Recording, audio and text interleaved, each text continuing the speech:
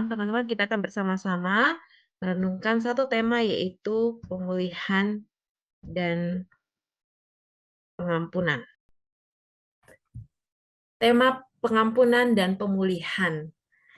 Tentunya tema ini adalah pembahasan yang sudah sangat sering kita dengar gitu ya. Bahkan mungkin bagi kita sangat mengerti dan memahami gitu ya apa yang akan kita bahas pada malam hari ini.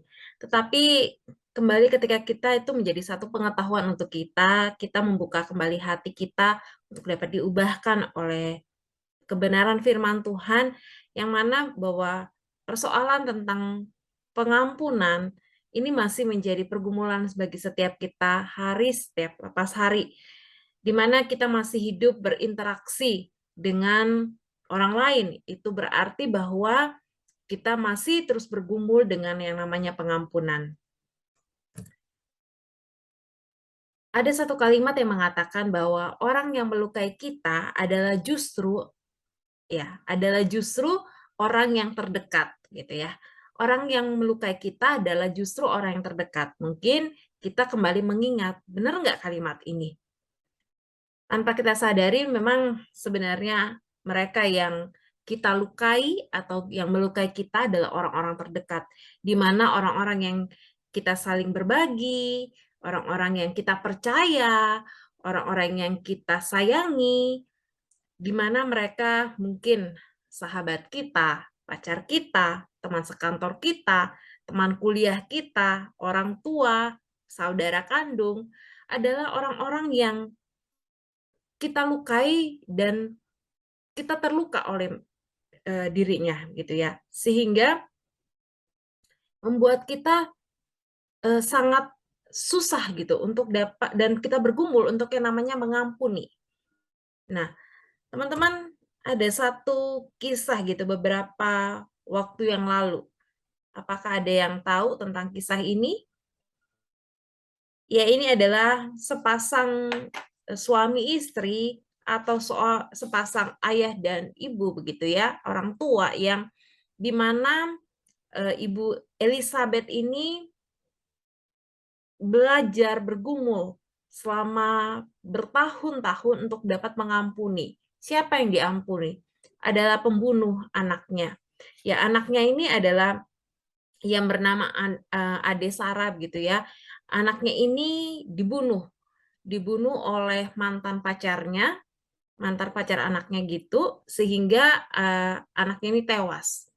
Dan sebagai orang tua tentu ini menjadi pergumulan bagi Ibu Elizabeth dan suaminya ini, Bapak Subroto. Di mana bagaimana bisa mau mengampuni gitu ya orang yang telah menghilangkan nyawa daripada anak yang mereka kasihi gitu ya, anak yang mereka sayangi.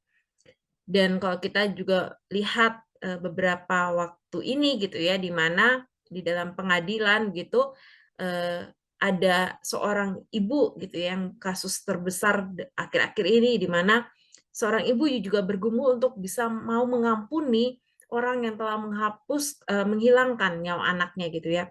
Nah, kalau kita kembali lagi kepada apa yang dialami oleh Ibu Elizabeth gitu dan Bapak Subroto ini, dalam sebuah wawancara dia katakan mereka adalah pasangan anak Tuhan, seorang Kristen, di mana mereka berkata bahwa mungkin bagi orang aneh, di mana keluarga korban dan pelaku saling bertemu. Tetapi ajaran kami mengajarkan bahwa kasih bukan kata sifat, tetapi kata kerja.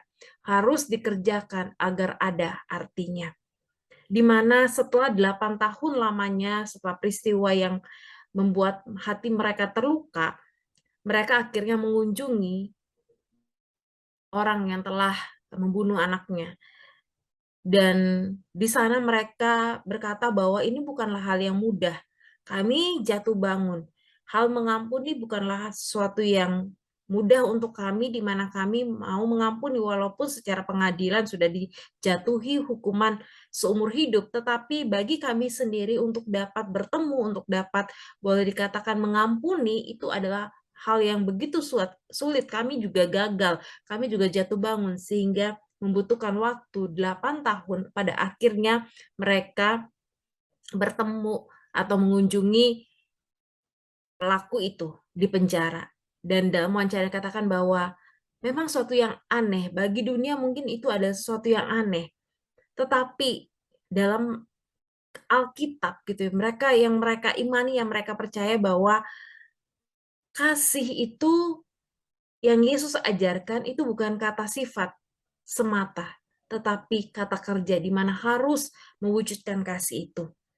Nah, teman-teman yang dikasih oleh Tuhan, pada malam hari ini kita belajar bahwa pengampunan itu ada sesuatu yang tidak ternilai. Pengampunan itu membebaskan kita dari perasaan negatif dan merugikan, di mana kita mungkin ketika merasa marah, kecewa, dendam, sakit hati, dan perasaan-perasaan negatif lainnya, begitu, itu tentu sangat sulit bagi kita. Ada hal yang mengganjal dan dalam diri kita itu tidak ada damai sejahtera. Sehingga efeknya adalah di mana kita menjadi susah tidur gitu ya, kita menjadi orang yang emosian, kita menjadi orang yang bahkan berefek pada hal-hal pekerjaan kita, perkuliahan kita gitu ya. Kita memiliki emosi yang tidak stabil gitu. Kita memiliki mood yang sangat tidak stabil dan banyak efek-efek lainnya yang kita rasakan ketika kita masih memiliki rasa marah, rasa dendam dan tidak mengampuni. Dan teman-teman yang dikasih oleh Tuhan, saya sendiri gitu ya punya pengalaman di mana seringkali Tuhan tuh mengajarkan kita untuk dapat mengampuni itu dengan cara yang dalam tanda kutip spesial atau lucu bagi saya gitu ya. Di mana saat saya belum mengampuni gitu ya beberapa waktu yang lalu, ketika ada seorang yang membuat saya marah, seorang yang membuat saya kecewa gitu ya, saya belum membereskan dengan dia dan saya memiliki rasa yang kesel gitu ya, kecewa. Dan di saat itu Tuhan membuat dan mengajarkan cara mengampuni untuk dengan hal yang begitu istimewa, di mana di saat saya marah, di saat saya kecewa justru teman-teman apa yang terjadi? Saya harus berinteraksi, saya semakin dipertemukan dalam satu proyek gitu ya, harus mau tidak mau harus berkomunikasi, berdiskusi, padahal kondisinya saya lagi marah, kok kenapa di saat saya lagi jengkel, saat saya kecewa, justru orang yang kita kecewa ini justru makin makin sering bertemu begitu ya. Teman-teman, di dalam keadaan yang saat kita merasa bahwa kita merasa kesal, kita merasa kecewa dengan seseorang, tentu tidak ada damai sejahtera. Itu pula yang saya alami dan Tuhan mengajarkan bahwa harus mengampuni dalam kondisi yang ada. Sehingga saya dapat memiliki sukacita, saya dapat memiliki ketenangan, saya dapat memiliki rasa sukacita, dapat memiliki rasa kembali ketenangan, damai sejahtera gitu di tengah-tengah segala apa yang sedang saya alami, mau tidak mau kita harus mengampuni. Nah, mungkin ada di antara kita juga memiliki pengalaman hal tersebut gitu ya, di mana kita merasa kita kecewa, kita merasa bahwa kita marah terhadap seseorang, tetapi justru dalam kondisi itu Tuhan mengajarkan kita untuk bisa berada bersama-sama dengan dia, bahkan berinteraksi dengan dia. Nah, teman-teman, ketika kita belajar tentang pengampunan, ada beberapa pandangan tentang pengampunan. Yang pertama yang berkata bahwa mengampuni berarti melupakan. Mengampuni berarti melupakan. Apakah teman-teman setuju? Boleh menyatakan pendapatnya. Apakah setuju terhadap pendapat ini? Mengampuni berarti kita melupakan. Apakah teman-teman setuju? Boleh disampaikan kalau setuju, kalau tidak, tidak gitu. Apakah setuju mengampuni berarti melupakan? Bagaimana?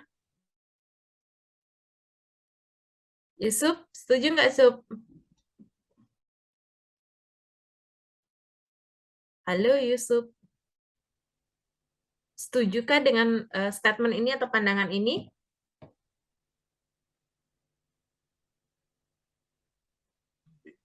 Ketik aja, ketik. Setuju, Cantau. Setuju?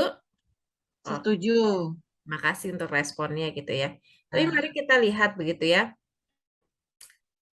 Kalau kita mengampuni berarti harus melupakan kesalahan orang lain atau misalnya seseorang berkata bahwa ia sudah mengampuni, lalu dalam obrolan di lain waktu gitu ya, kembali kita ungkit, biasanya kita akan katakan, wah katanya kamu sudah mengampuni, kok masih diingat-ingat apa yang menjadi kesalahan yang telah berlalu begitu ya. Nah, apakah kalau kita mengampuni berarti melupakan? Nah, teman-teman yang dikasih Tuhan, ada pujian mengatakan mengampuni dan melupakan. Itulah yang engkau harapkan. Kalau mengampuni dan melupakan itu dapat disamakan, itu mari kita melihat kembali apa pengertian mengampuni. Mengampuni adalah suatu kondisi sadar di mana kita mengampuni kesalahan orang lain. Jadi ada satu kesadaran di dalam diri kita bahwa kita memberikan satu pengampunan kepada orang lain. Seseorang mengampuni bukan berarti dia melupakan. Sekali lagi, seorang yang mengampuni bukan berarti dia melupakan. Pengampunan itu tidak dapat menghapus fakta bahwa sesuatu yang telah menyakitkan pernah terjadi di masa lalu. Pengampunan tidak menghilangkan bekas luka atau sakit hati yang dialami, tapi pengampunan menyembuhkan luka tersebut. Pengampunan itu berkaitan dengan healed memory atau memori yang disembuhkan, bukan delete memory atau memori yang dibuang. Jadi kita bisa perhatikan gitu ya, kita bisa mengambil kesimpulan bahwa kalau kita mengampuni bukan berarti kita melupakan. Jadi statement itu tidak benar. Di mana kita bisa mengampuni tapi kita tetap masih bisa mengingat. Mengingat bukan berarti kita tidak mengampuni. Itu sesuatu yang berbeda. Jadi kita bisa saja mengampuni tapi kita masih mengingat apa yang menjadi kesalahan, apa yang telah dilakukan oleh orang tersebut. Tetapi luka itu telah disembuhkan. Hati yang terluka itu sudah dipulihkan, sudah disembuhkan. Tapi tetap ada bekasnya. Nah, seperti kalau misalnya kita jatuh begitu ya. Kalau kita jatuh, misalnya lutut kita jatuh, biasa yang pertama pasti berdarah gitu, terkelupas. Lalu ketika diobatin gitu ya, dikasih obat merah, dikasih plester gitu, lama kelamaan luka ini akan menutup dengan jaringan yang baru, lalu itu mulai tumbuh kulit-kulit kasar, lalu ketika kulit-kulit kasar itu mulai gatal gitu ya, akan berganti dengan kulit yang halus. Lalu apa yang terjadi? Mungkin ketika kita jatuh umur 5 tahun, tapi ketika kita dewasa umur 20 gitu ya, atau 20 lebih, 30 begitu, bekas itu masih tetap ada. Tetapi kalau kita gosok-gosok pun itu, bekas luka itu tidak sakit. Karena apa? Itu hanya bekas. Itu tetap ada. Nah, demikian juga dengan gambarannya ketika kita mengampuni. Kita bisa saja masih mengingat kesalahan orang tersebut. Tetapi hati kita sudah dipulihkan, sudah disembuhkan. Jadi, pengampunan dan mengingat atau melupakan itu, mengingat kesalahan orang lain itu adalah sesuatu yang berbeda. Jadi pengampunan itu berkaitan dengan healed memory. Memori kita disembuhkan. Ketika kita mengingat itu sesuatu yang biasa, tidak menimbulkan satu yang membuat kita sakit hati ketika kita mengingat hal tersebut. Ini statement pertama. Jadi kalau kita mengampuni itu bukan berarti kita tidak mengingat. Kita bisa saja tetap mengingat kesalahan orang tersebut, kita bisa saja tetap mengingat apa yang telah dia lakukan, tetapi bukan berarti bahwa kita tidak mengampuni. Hal yang kedua, statement-nya adalah mengampuni berarti boleh berarti bahwa kita tidak boleh marah atau sedih atau menunjukkan emosi yang tidak setuju yang ditunjukkan oleh orang lain. Ada yang mengatakan bahwa ketika kita muncul emosi yang berhubungan dengan kenangan lama, merupakan tanda bahwa kita belum mengampuni. Misalnya, Kita ingat kembali kejadian di masa lalu kita yang membuat kita kecewa, yang membuat kita sakit hati, yang membuat kita marah. Pandangan ini ketika berkata bahwa mengampuni bukan berarti kita tidak boleh marah atau sedih, itu berarti kita ketika memilikinya bahwa kita belum mengampuni, ini tidak sepenuhnya benar begitu ya. Karena ketika muncul perasaan yang kuat seperti marah, seperti sedih, kecewa, tidak menjamin bahwa kita itu sudah membereskan atau sudah mengampuni. Jadi, ketika kita sudah mengampuni, bisa saja kita ketika mengingat masih sedih gitu ya, kita masih menyesal, kita masih ada perasaan marah gitu, marah dalam arti, eee, marah dalam arti positif ya, kembali lagi kenapa kok, hal itu bisa terjadi dan kita mau belajar gitu ya. Jadi kita mengampuni bukan berarti tidak muncul perasaan-perasaan yang demikian. Karena kalau tidak muncul, misalnya kita tidak marah, tidak sedih, tidak menunjukkan emosi, bukan berarti bahwa kita sudah beres gitu. Jadi tidak ada kaitannya. Ada orang-orang gitu ya yang terlihat bisa baik-baik aja gitu. Dia bisa menyimpan perasaan emosinya di mana dia belum memaafkan seseorang atau belum mengampuni seseorang. Tetapi ketika berhadapan dengan orang tersebut, baik-baik saja terlihat. Dia bisa bicara baik, dia bisa ngobrol, dia bisa diskusi, tapi hatinya masih menyimpan. Itu berarti dia belum mengampuni. Jadi ketika ada orang yang atau kita gitu ya, memperlihatkan rasa sedih, rasa kecewa, rasa marah itu bukan berarti juga kita tidak atau belum mengampuni orang tersebut begitu. Jadi kita dapat dimampukan gitu ya untuk dapat, mengatasi rasa emosi itu, tetapi juga di dalam pengampunan kita. Nah, hal yang ketiga yaitu ini yang tadi, di mana mengampuni berarti kita hidup damai dan tidak ada lagi konflik dengan orang tersebut. Artinya kita tidak lagi ada konflik gitu, berselisih pendapat, tidak ada lagi namanya membela diri, kita tidak lagi mengkonfrontasi orang tersebut secara terbuka gitu ya. Apakah demikian yang namanya mengampuni? Apakah kalau kita mengampuni berarti ya cari jalan damai aja yang udah menghindar aja ketika kita berselisih paham gitu ya, atau berselisih pendapat dengan orang tersebut, ya karena kita mau namanya mengampuni, ya udahlah kita tarik diri dan terserahlah. Itu bukan bukan yang demikian yang namanya mengampuni. Kita bisa saja berselisih, kita bisa saja konflik, tetapi kita bisa tetap mengampuni, gitu ya. Dalam arti kita masih bisa dalam perbedaan pendapat dengan orang lain, tapi hati kita itu tidak ada dendam, tidak ada satu kemarahan terhadap orang tersebut.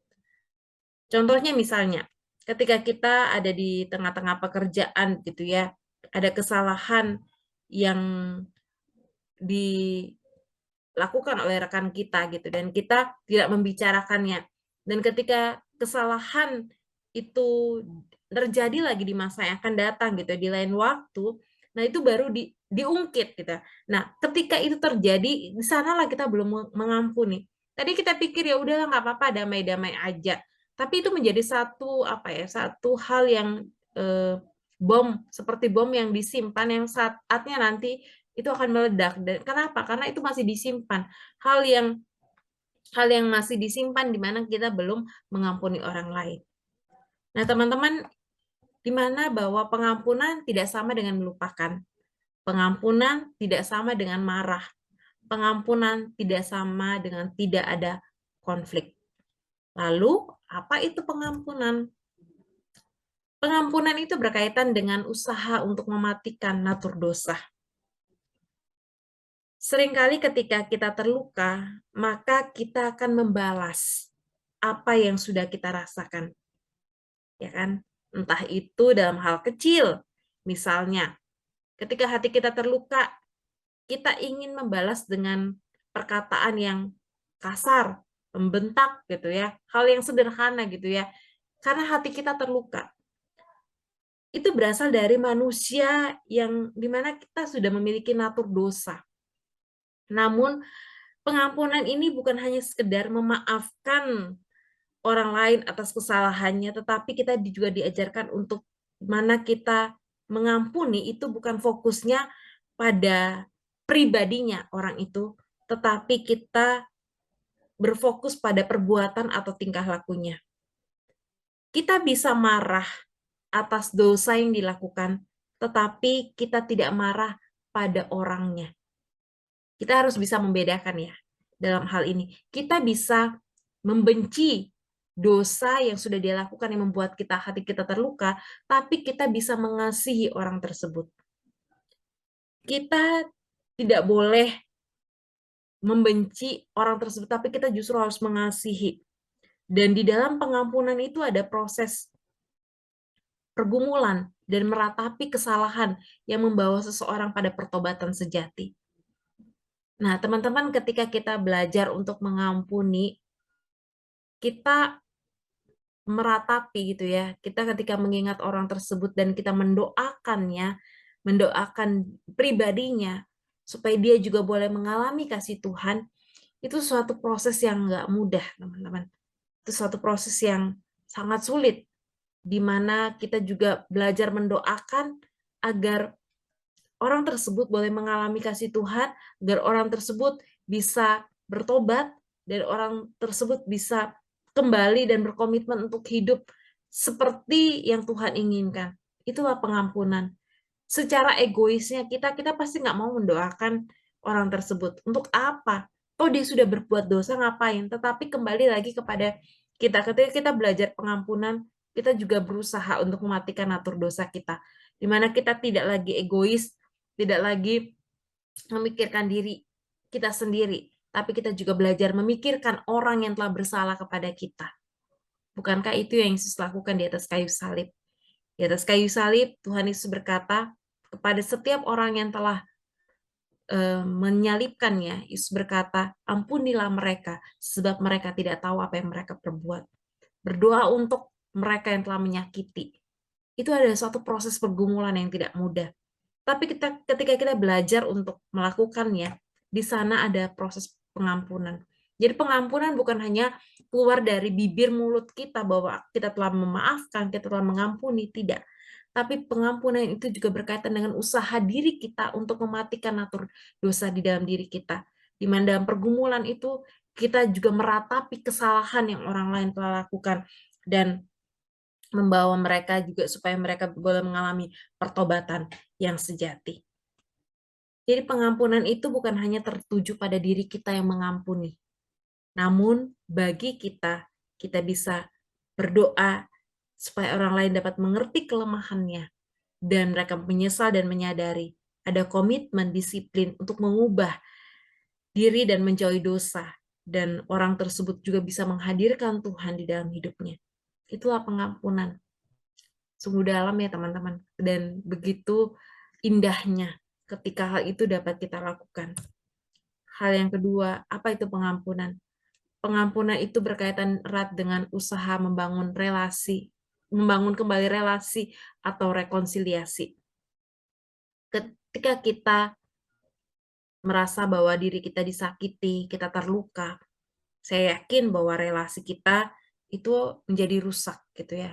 Kita menjadi tidak baik-baik saja dengan teman kita. Seperti saya awal katakan bahwa orang yang berpeluang, berpotensi untuk menyakiti atau yang kita terluka adalah mereka yang orang-orang terdekat. Dan ketika relasi kita begitu dekat dengan orang yang kita kasihi, tapi ketika ada hal yang menyakitkan kita, ada konflik, ada masalah, membuat relasi itu menjadi rusak. Nah, gimana dalam pengampunan itu kembali harus dibangun relasi yang rusak itu. Harus ada rekonsiliasi. Harus ada usaha nyata untuk memperbaiki relasi yang rusak. Mau menyelesaikan masalah secara dewasa dan berani membuka diri. Mau menerima masukan dan kritikan. Nah, teman-teman, tentunya rekonsiliasi ini membutuhkan kesiapan dari kedua belah pihak, begitu ya.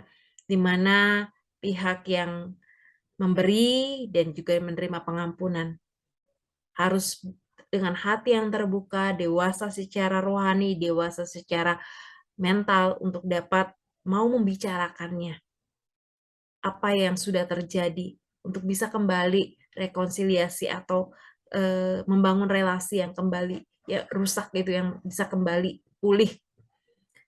Tapi kadangkala kita dapat, lihat gitu bahwa rekonsiliasi itu seringkali sulit untuk dapat terjadi. Mengapa? Karena mungkin pihak yang satu sudah bersedia, namun pihak yang lain tidak bersedia. Namun itu bagi mereka yang telah bersedia itu tidak menjadi masalah. Mengapa? Karena ketika dia sudah bersedia untuk dapat kembali menjalin relasi,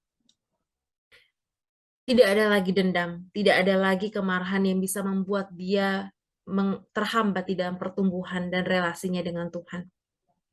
Ketika masih ada dendam, ketika kita masih ada amarah dan tidak mengampuni, saya yakin bukan hanya relasi kita dengan orang tersebut yang rusak, tetapi relasi kita dengan Tuhan.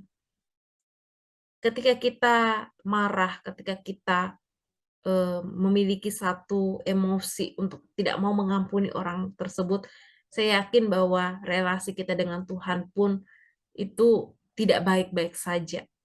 Mengapa? Karena kita dalam kondisi yang rusak secara relasi dengan rekan kita. Ada satu dosa yang masih kita simpan, yaitu dosa tidak mau mengampuni. Itu sebabnya walaupun mungkin orang yang lain gitu ya, orang yang pihak yang lain itu tidak mau untuk dapat memberikan pengampunan atau tidak mau kembali menjalin relasi, rekonsiliasi yang terjadi. Bagi orang yang mau dan bersedia itu bukan lagi menjadi satu masalah. Karena apa? Hubungan dengan Tuhannya itu sudah dibereskan. Tidak ada lagi dendam, tidak ada lagi kemarahan yang bisa menghambat dia dalam pertumbuhan rohani dan menghambat relasi pribadinya dengan Tuhan. Mengapa aku harus mengampuni? Karena pengampunan adalah perintah Allah. Pengampunan adalah perintah Allah. Di dalam Matius pasal yang ke-6 ayat 14 sampai dengan 15 berkata, Yesus berkata, "Jikalau kamu mengampuni kesalahan orang, Bapamu yang di surga akan mengampuni kamu juga. Tetapi jikalau kamu tidak mengampuni orang, Bapamu juga tidak akan mengampuni kesalahanmu." Di sini Yesus sangat jelas berkata bahwa kalau kamu mau mengampuni kesalahan orang lain, maka Bapamu di surga mengampuni kamu juga. Artinya ini sebuah refleksi gitu ya, kalau kita juga adalah orang-orang berdosa di hadapan Tuhan. Ketika kita mau belajar untuk mengampuni orang lain, kita juga akan melihat bahwa kita juga adalah orang berdosa yang butuh pengampunan daripada Tuhan. Membawa kita untuk bisa mau mengampuni, bersedia untuk mengampuni orang lain. Dan Tuhan sendiri yang memberikan kita perintah untuk dapat mengampuni orang lain. Ada kriteria di dalam relasi yang telah ditetapkan oleh Allah bahwa ada kasih, ada penerimaan, dan pengampunan. Di mana ketika kita bersedia untuk menyatakan kasih, pengampunan, penerimaan, yang adalah perintah Allah itu, maka kita telah hidup sesuai dengan perintahnya. Mengapa kita mengampuni? Hal yang kedua adalah karena bila kita tidak mengampuni, maka tidak ada kesatuan tubuh Kristus. Nah, teman-teman, tentu saja ini berkaitan dengan kehidupan kita di dalam gerejanya. Bahwa dalam kehidupan sebagai satu kesatuan tubuh Kristus, tentu saja di dalam kehidupan realitas kita, kita masih bisa bergesekan satu dengan yang lainnya. Di dalam pelayanan, pasti ada hal-hal yang mungkin bisa menyinggung, atau hal-hal yang bisa membuat kita lemah dalam perkataan atau perbuatan daripada orang lain yang membuat bagi kita tersakiti ataupun terluka. Tapi bagaimana kita harus mengampuni? Karena ketika kita tidak mengampuni, dalam Efesus 4 ayat 3 dikatakan bahwa dan berusahalah memelihara kesatuan roh oleh ikatan damai sejahtera. Ketika kita tidak mengampuni saudara-saudara seiman, maka kita tidak memelihara kesatuan tubuh Kristus, malah justru merusaknya.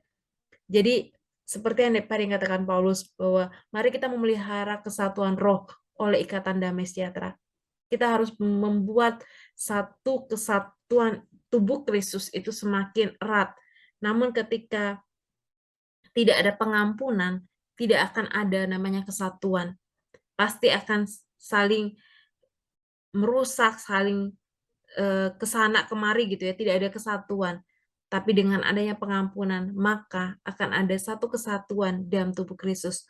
Walaupun di tengah-tengah rasa mungkin gesekan di dalam pelayanan, mungkin ada hal-hal yang menyakitkan, namun di sanalah dibutuhkan satu kedewasaan untuk dapat lagi kembali terbuka, untuk menyelesaikan dan boleh mengampuni, sehingga kesatuan tubuh Kristus itu pun dapat terjadi. Hal yang ketiga, mengapa kita mengampuni? Karena ketika kita tidak mengampuni, itu berarti bahwa kita memberi kesempatan kepada iblis untuk merusak, bahkan menghancurkan hidup dan pelayanan kita. Kita tahu bahwa orang yang tidak mengampuni adalah sasaran daripada iblis, di mana ini adalah kesempatan bagi iblis untuk dapat membuat kita tetap hidup dalam ikatan dosa. Efesus 4 ayat 24 sampai dengan 27 berkata, apabila kamu marah, janganlah kamu berbuat dosa, janganlah matahari terbenam sebelum padam amarahmu, dan janganlah memberi kesempatan kepada iblis. Hati yang tidak mau mengampuni adalah undangan yang terbuka bagi iblis untuk mengikat hidup kita. Jadi, kalau kita tidak mau diikat atau kita tidak mau memberi kesempatan bagi iblis untuk merusak hidup kita dan pelayanan kita, mari kita belajar untuk mengampuni. Rasul Paulus berkata, jangan kalau marah, jangan kamu berbuat dosa. Artinya ketika kita marah, kita belajar untuk mengampuni. Janganlah janganlah matahari terbenam. Ini menggambarkan waktu. Ketika kita marah, jangan sampai berlarut-larut, tetapi mari kita selesaikan dan kita memiliki hati yang penuh kasih untuk dapat mengampuni orang yang melukai atau yang telah membuat kita kecewa gitu ya. Tapi biarlah kita boleh mengampuni karena kita tidak mau memberikan kesempatan kepada iblis untuk merusak hidup kita. Tahu kalau kita masih penuh dengan dendam, kemarahan gitu ya, tidak ada pengampunan, merusak hidup kita itu artinya kita masih ya itu tadi sulit tidur apa dengan segala penyakit-penyakitnya gitu ya, ada efek-efek yang kan kita alami dan pelayanan juga kita tidak ada damai sejahtera, dan itu adalah makanan yang empuk bagi iblis. Kita tidak mau memberikan kesempatan bagi iblis. Oleh sebab itu, mari kita mau belajar untuk mengampuni. Hal yang keempat adalah mengapa kita mengampuni? Karena Kristus telah mengampuni kita. Efesus 4 ayat 31 sampai dengan 32 berkata, segala kepahitan, kegeraman, kemarahan, pertikaian, dan fitnah hendaklah dibuang dari antara kamu. Demikian pula segala kejahatan. Tetapi hendaklah kamu ramah seorang terhadap yang lain, penuh kasih mesra dan saling mengampuni, sebagaimana Allah di dalam Kristus telah mengampuni kamu. Kenapa kita mengampuni? Karena kita juga adalah orang-orang yang telah diampuni oleh Kristus. Kita adalah juga orang-orang berdosa yang layak untuk dihukum oleh Allah. Kita juga adalah orang-orang yang telah menerima kasih karunia daripada Tuhan. Dan Tuhan menginginkan agar kita dapat mengampuni, kembali menyadarkan siapa diri kita di hadapan Tuhan. Biarlah kita boleh mengampuni satu dengan yang lainnya. Tapi teman-teman kita sadar bahwa pengampunan itu bukanlah sesuatu dalam satu tindakan dalam satu waktu. Di dalam setiap hari kita bergumul ya dengan yang namanya pengampunan. Berkali-kali, bahkan mungkin dengan orang yang sama. Kita bergumul untuk belajar mengampuni orang tersebut. Seperti yang dikatakan di dalam Matius 18 ayat 21 dengan 22, saya minta tolong Rosma bisa baca? Bisa contoh. Silakan. Kemudian datanglah Petrus dan berkata, Yesus, Tuhan, sampai berapa kali aku harus mengampuni saudaraku jika ia berbuat dosa terhadap aku? Sampai 7 kali? Yesus berkata kepadanya, bukan, Aku berkata kepadamu, bukan sampai 7 kali, melainkan sampai 70 kali 7 kali. Iya, Petrus dan Petrus dan Yohanes ini berkata kepada Yesus. Mereka mengapa ngambil kata angka 7? Angka 7 ini adalah angka yang sempurna di dalam pengertian orang Yahudi pada waktu itu. Mereka menganggap bahwa kalau mereka dapat mengampuni 7 kali, itu ada sesuatu yang sempurna, sesuatu yang sangat luar biasa, sesuatu yang sangat baik. Sehingga mereka berkata, apakah harus mengampuni 7 sampai 7 kali? Tuhan berkata, bukan. Aku berkata kepadamu sampai 7 kali, bukan sampai 7 kali, tapi sampai 70 kali 7. Bukan berarti 70 kali 7 gitu ya, lalu 490 gitu ya. Bukan demikian. Tapi di sini katakan 70 kali 70 kali 7 kali gitu ya. Ada kalinya nih teman-teman, boleh lihat di terakhir. Ini artinya apa? Ini sesuatu yang terus berlangsung, sesuatu yang tidak berkesudahan, sesuatu yang tidak ada ujungnya, sesuatu yang tidak terbatas. Jadi pengampunan ada sesuatu yang kita kerjakan dengan tidak terbatas, yang terus-menerus yang harus kita lakukan di dalam hidup kita. Sangat sulit, ya, tapi kita mau belajar menjadi pelaku-pelaku firman. Tuhan berkata bahwa mari kita mengampuni sampai 70 kali 7 kali, sampai tidak terbatas. Kita mau menguji. Sekarang kita mau menguji. Benarkah kita sudah mengampuni orang lain? Atau saat ini mari kita ingat lagi orang yang telah melukai kita atau yang eh, membuat kita marah. Sudahkah kita mengampuni dia? Bagaimana kita dapat dengan meyakinkan diri kita bahwa kita sungguh-sungguh telah mengampuni orang tersebut? Yang pertama ketika namanya disebut, bagaimanakah reaksimu? Ya, ketika mungkin dalam obrolan dengan orang lain atau dalam satu komunitas atau satu persekutuan, ketika nama orang tersebut disebutkan, bagaimana reaksi perasaan kita? Apakah kita marah, kita tidak senang, atau hati ini biasa saja?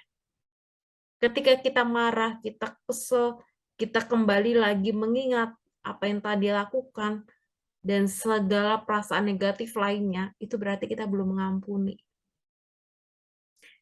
Ketika nama itu disebutkan, kita baik-baik saja, kita tenang-tenang saja, tidak ada perasaan bagaimanapun, kemarahan dan lain sebagainya, itu berarti kita sudah mengampuni.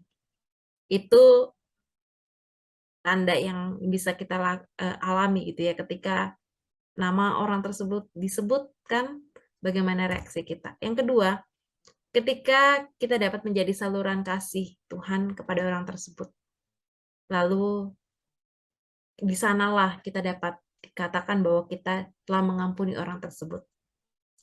Jadi bukan hanya namanya, tapi ketika orang tersebut dalam kondisi kesulitan misalnya, dia membutuhkan pertolongan, kita memberikan pertolongan kepadanya, kita mampu memberikan pertolongan kepadanya, di sanalah artinya kita sudah mengampuni orang tersebut.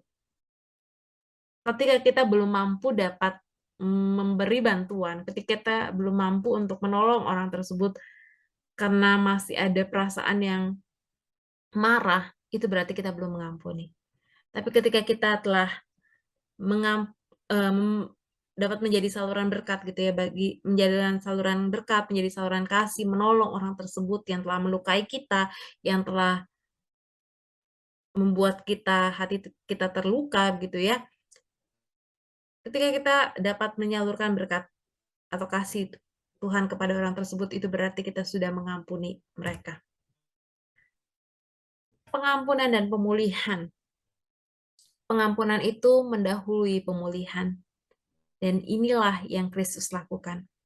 Di mana Allah lebih memilih cara memulihkan hubungan dengan cara mengampuni dosa kita. Minta tolong baca 2 Korintus 5 ayat 19. Yese, bisa minta tolong baca.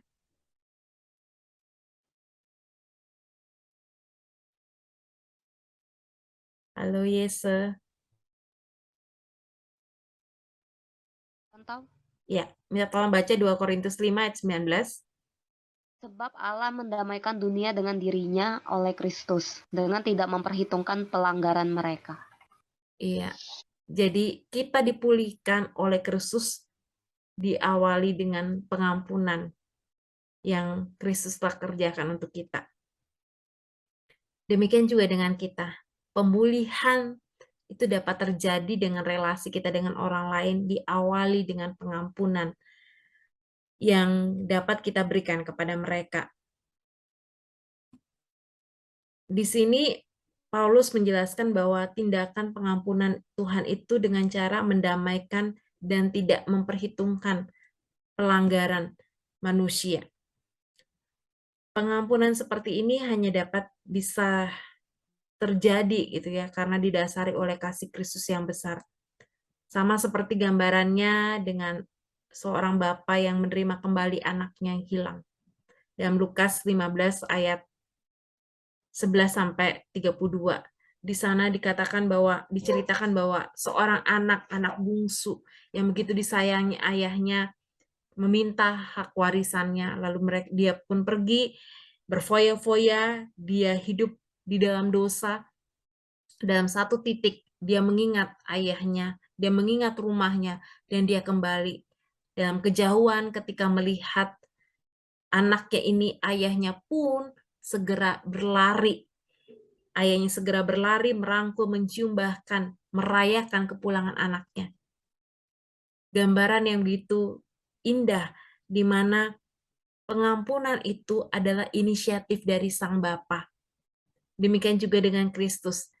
Kristus yang lebih dulu memulai pengampunan itu, berinisiatif memulihkan, berinisiatif untuk mengampuni dan memulihkan hubungan yang rusak. Karena dosa, maka relasi kita dengan Allah menjadi rusak. Tetapi Kristus telah memulihkannya dan menjadikan kita menjadi manusia yang baru dan kita kembali dapat berelasi dengan Dia. Pemulihan tidak akan terjadi tanpa pengampunan, dan pengampunan hanya bisa terwujud oleh dorongan kasih dari Tuhan. Sebagai ciptaan yang baru, Tuhan telah menganugerahkan kasih sejatinya kepada setiap kita. Maka tidak ada lagi alasan bagi kita untuk tidak dapat mengampuni. Tuhan telah memampukan kita, mari kita merelakan hati kita untuk dapat terbuka, dikuasai oleh kasih Tuhan, sehingga pengampunan dan pemulihan itu bisa terwujud di antara kita. Oke teman-teman, sampai di sini pembahasan kita pada malam hari ini tentang pengampunan dan pemulihan. Apakah ada teman-teman yang mau sharing tentang hal ini, tentang pengampunan atau pemulihan? Boleh persilakan, boleh sharing untuk bisa saling berbagi bagaimana sih pengalaman kita ketika kita mengampuni atau belajar mengampuni, dan bagaimana relasi yang sudah rusak itu dapat dipulihkan dari pengampunan yang ada.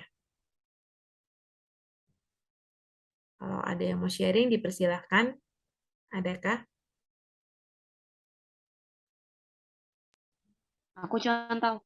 Oh, silakan. Ya, jadi saya mau sharing sedikit.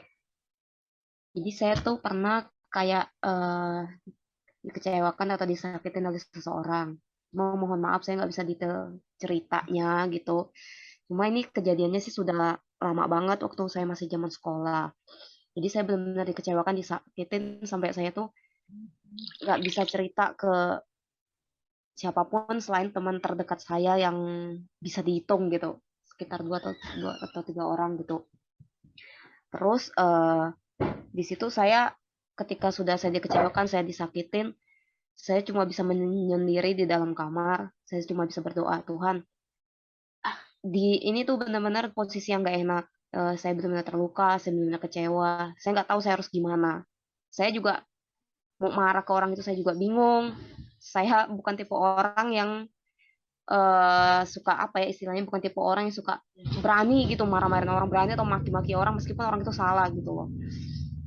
Jadi akhirnya 2 hari saya bergumul begitu, akhirnya ya udah saya coba menenangkan diri, tetap berkonsentrasi melakukan aktivitas sekolah. Lalu saya berjalannya waktu ya tetap melakukan segala aktivitas tuh masih dalam keadaan terluka dan kecewa. Jadi cuma bisa berdoa, memohon Tuhan itu memberikan kekuatan dan pemulihan. Setelah berapa waktu, saya lupa berapa waktu, atau 2 minggu atau 3 minggu gitu, orang itu tiba-tiba mendatangi saya, ya dengan perasaan bersalahnya dia bilang dia dari lubuk hati terdalam dia tahu dia salah gitu, sudah menyakiti, mengecewakan saya. Dia betul-betul dia bilang dia minta maaf, dia menyesal. Ya dalam hati ya saya bilang, ya kamu minta maaf percuma gitu loh. Seorang sudah terluka, orang sudah kecewa gitu kan dengan kesalahanmu yang khususnya kamu tuh lakukan itu dengan sengaja gitu. Tapi ya maksudnya ya udahlah, akhirnya di situ saya lihat dia juga sungguh-sungguh, ya udah saya bilang, "Oke, saya maafkan." Dia bilang, "Ya udah," dia bilang, "tolong jangan musuhin saya." Maksudnya coba untuk beraktivitas seperti biasa, minta tolong, dia bilang. Maksudnya jangan lagi menghindar, dia bilang. Saya betul-betul minta maaf. Udah oke gitu. Saya belajar di situ berdoa, saya bilang sama Tuhan, Tuhan ini nggak mudah. Orang itu udah minta maaf, masa saya nggak mengampuni. Saya butuh benar-benar butuh waktu ya Tuhan. Ya gitulah. Cuma ya proses mengampuninya juga butuh ini contoh bertahun-tahun. Bahkan kadang tiba-tiba teringat gitu kan, dia kecewakan, saya bilang, aduh Tuhan, saya mau mengampuni dia, ketika teringat please jangan sampai luka lama itu terbuka lagi gitu loh. Saya benar-benar harus mengampuni, kalau sampai terbuka lagi saya pasti, yang saya ingat tuh pasti saya marah gitu. Jadi please Tuhan gitu, jangan biarkan saya ingat-ingat, karena ketika saya ingat saya pasti juga kayak, teringat lagi luka itu, kecewa itu, gitu loh. Jadi please Tuhan, saya bilang sama Tuhan, saya mau belajar melupakan, apalagi saya, belajar mengampuni, dan juga udah minta maaf meskipun ya sudah istilahnya sudah cacat gitu kan. Ya itu aja sih. Iya, benar ya, maksudnya kayak tetap ada membekas ya, tetap ada berbekas dan ya ketika kita belajar mengampuni itu memang bukan hal yang mudah. Thank you yes untuk sharingnya gitu ya. Setiap kita pasti juga ngalamin gitu ya. Diproses itu tuh sakit. Sudah sakit hati, sakit terluka, tapi kita juga diproses Tuhan sakitnya gimana kita bisa belajar untuk mengampuni gitu ya. Oke, ada lagi yang mau sharing? Yusuf, Cevi, Rosma, atau contoh Popi, atau yang mau Sup? Sup mau sharing ini udah buka mic ini. Udah kedengaran, Cup. Cup, nggak kedengaran suaranya. Kamu ngomong kah?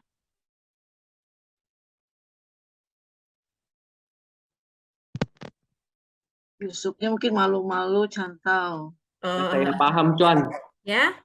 Sudah saya pahami Ya, tentang gimana? mengampuni. Ya, Cup ada pengalaman nggak mengampuni orang lain?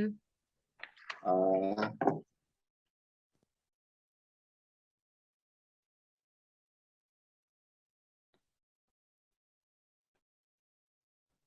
Ada? ada. Ya, gimana, Sup? Gimana untuk bisa mengampuni, Sup, caranya? Minta tolong sama Tuhan. Kita tolong sama Tuhan ya, tanpa Tuhan kita tidak mampu ya. Berdoa. Oke. Oke, ada lagi yang lain mau sharing?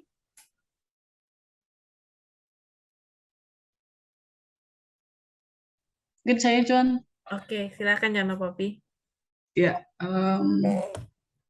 mengingatkan kepada saya begitu ya beberapa tahun yang lalu. Jadi mama saya meninggal di tahun 2005. Terus papa saya menikah lagi. Sampai akhirnya ya saya punya ibu tiri ya, mama sambung lah. Terus dari situ sudah nggak suka. Jadi timbullah kebencian begitu. Kebencian sampai saya nggak bisa terima. Saya 2 bersaudara dengan kakak. Jadi kakak ini kayak jadi kompor gitu. Eh, kamu punya mama baru, kamu ini. Nah, saya nggak suka begitu. Terus akhirnya eh, saya dari 2005 sampai ya 10 tahun sampai saya SMA itu saya panggil ibu tiri saya itu dengan kata "Shh, shh," gitu. Kayak "Shh, minta tolong dong masakin ini, minta tolong ini. Kayak nggak ada kayak sopan santun, hormat itu kayak nggak ada gitu. Lah zaman-zaman itu masih ya apa namanya anak-anak muda yang bandel begitu kan. Sampai akhirnya dapat pengaruh-pengaruh dan itu film yang Ibu Tiri itu tuh yang bawang putih bawang merah kan taunya Ibu Tiri itu jahat begitu kan. Jadi nggak suka sekali sampai akhirnya di 2015 saya ikut camp pembinaan karakter sampai akhirnya saya eh, serahin begitu kan apa pengalaman yang melukai kamu katanya tentang apa gitu walaupun itu nggak berdarah tapi itu sakit banget begitu maksudnya nggak suka sekali sampai akhirnya saya bilang ya saya nggak suka sama ibu saya tapi saya nggak ngomong di depan ibu saya di acara itu sampai akhirnya saya didoakan terus ya pertama saya minta ampun sama Tuhan begitu begitu lama proses pengampunan saya begitu lama sekali sampai akhirnya saya beranikan bicara sebelum saya masuk STT jadi itu jadi pengalaman saya begitu dan eh, mereka dosen mengetahui kan pas waktu wawancara eh, kok dibaca begitu pengalaman kamu kok seperti ini coba kamu jelasin jadi saya jelasin mereka mengetahui sampai akhirnya apakah sampai sekarang katanya sudah enggak jadi ya tadi Cuan sudah bilang gitu butuh proses gitu dan enggak dan apa di hari itu juga bisa mengampuni dan itu jadi pengalaman mungkin eh, saya nggak bisa melupakan eh, apa namanya pengalaman itu tapi suatu luar biasa bisa menjadi berkat untuk orang bahwa ya pengalaman pengampunan itu benar-benar saya hidupi begitu sampai akhirnya sampai sekarang itu relasi saya ngobrol itu enjoy aja selama berapa belas tahun itu saya nggak ada kontak maksudnya relasi yang santai enjoy dengan apa orang tua begitu nggak ada tapi selepas saya apa melepaskan semuanya saya mengampuni saya sudah mengasihi dan itu kayak lepas semua kayak plong gitu ya sudah santai enjoy dan itu buat pengalaman pribadi saya boleh jadi berkat untuk teman-teman juga. Ya, thank you Canto Popi buat sharingnya gitu ya. Bertahun-tahun, tetapi itu adalah kembali lagi karya Tuhan pada akhirnya memampukan untuk dapat mengampuni orang lain gitu ya. Oke, ada lagi?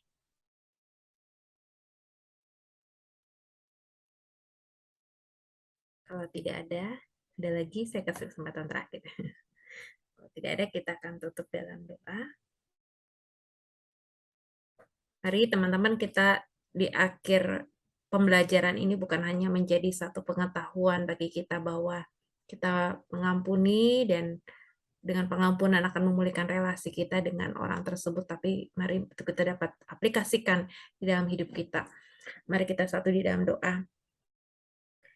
Ya Tuhan, Engkau tahu bagi setiap kami yang hadir dalam Zoom meeting ini, mungkin ada hal yang masih mengganjal hati kami, mungkin masih ada hal-hal yang membuat kami terluka dari orang-orang yang ada di sekitar kami. Tuhan, mampukan kami untuk dapat mengampuni mereka. Kami tahu bahwa dari kekecewaan, dari sakit hati membuat relasi kami juga dengan mereka menjadi rusak. Oleh sebab itu Tuhan, kami bersyukur untuk kebenaran firman-Mu pada malam hari ini, yang kembali mengingatkan kami bagaimana kami dapat mengampuni dan akan memulihkan relasi kami. Mungkin relasi kami tidak dapat seperti semula, tapi kami boleh belajar untuk dapat mengampuni, untuk dapat membangun relasi yang dipulihkan. direkonsiliasi lagi oleh Tuhan. Ajar kami Tuhan, di hari-hari mendatang ketika kami menemui hal-hal yang harus membuat kami untuk belajar mengampuni, ajarkan kami untuk boleh mengingat kembali kebenaran firman-Mu yang kami telah pelajari malam hari ini. Karena kami tahu bahwa ini adalah satu proses kehidupan yang kami harus terus jalani sampai Tuhan memanggil kami. Oleh sebab Tuhan, biarlah kami boleh menjadi pribadi-pribadi yang terus boleh merasakan kasih Tuhan, karena kami telah diampuni oleh Tuhan, dan biarlah kami juga boleh belajar untuk boleh mengampuni orang lain. Terpujilah Engkau Tuhan, pimpin kami di dalam waktu yang akan kami jalani ke depan. Kami akan beristirahat, kami mohon Tuhan menjaga dan melindungi kami. Biarlah kami boleh tidur dengan nyenyak dan bangun besok pagi dengan tubuh yang segar, penuh kekuatan baru daripada Tuhan untuk melanjutkan aktivitas yang Tuhan percayakan. Terpujilah Engkau Tuhan, ini doa kami.